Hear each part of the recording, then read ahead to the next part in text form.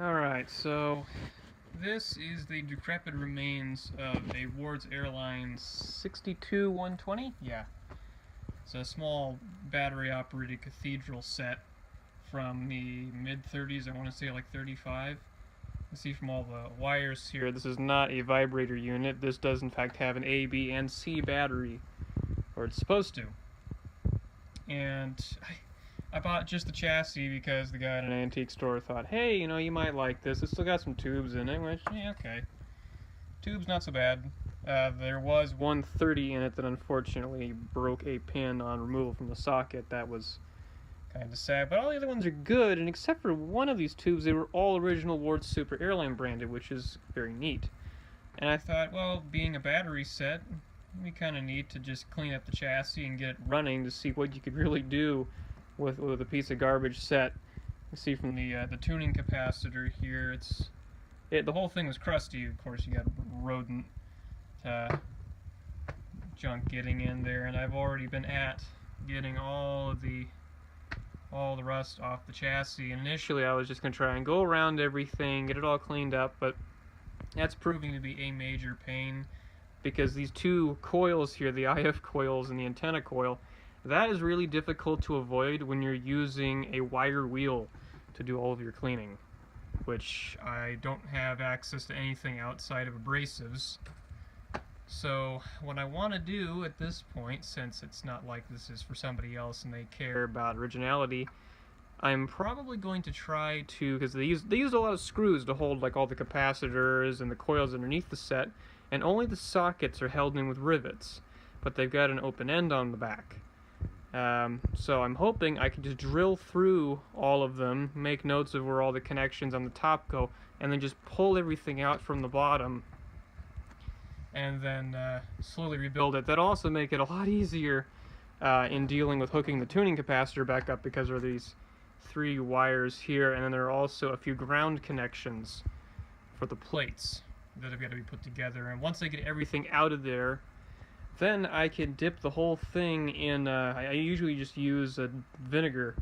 It's like $1.50 from the store, and you just put it in a pan and let it soak overnight, and it'll dissolve the rust really, really well. I've had fantastic results using it. Like this piece here, this is mostly brass from the front. This entire thing was just covered in junk, and soaking it in vinegar dissolved all that, and it literally just wipes right off after 24 hours.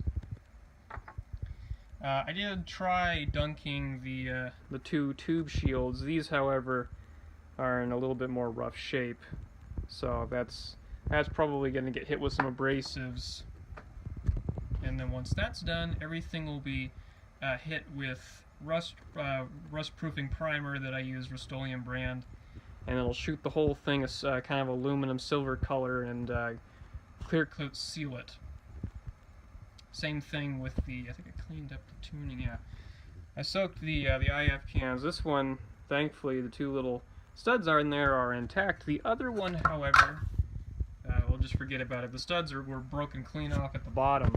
And you wouldn't think that a part like that would be hard to replace. They're just riveted on, drill them out, replace them. They're basically these referred to as spade bolts. I have these for another project I'm working on.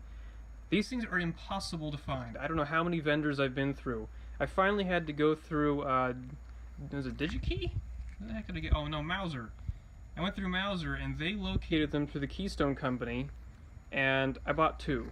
I should probably have gotten a few more. I didn't anticipate needing them. But holy crap, those are just incredibly difficult to locate. But that may not be so necessary, because that particular can, yeah, I think it's this one, the coil itself has a pair of screws that attach permanently to it to give it some rigidity. And I mean, once it's on there and it's painted, I really don't care. The metal on the bottom is split anyway, so it doesn't look superb. And with these tube shields are kind of bent and everything, so I'll probably just clean them as best I can just to make this thing work, just for the hell of it. This is not going into a beautifully restored cabinet. I'll probably mount it on a piece of wood and have some sort of a permanent power supply hooked up to it, just for the hell of it. But Yeah, now comes the hard part. You gotta get all of this out of the bottom, and I've got all the wires pulled and set aside already. The tricky part is things like this transformer right here are screwed to it, and the nuts are a little bit tricky to get to. They're trapped behind, well, this one's trapped behind the volume control potentiometer. The other one I'll probably be able to get to, but there's still some color on the wires, but man, I really, really don't want to lose my position with this. Because just having a schematic is not always good enough. Ward was not one of those companies that took the time to draw out where all the components were and lay out the wiring for you, because I'm pretty sure if they told an engineer to do that on this set, they would quit. It's just a mess.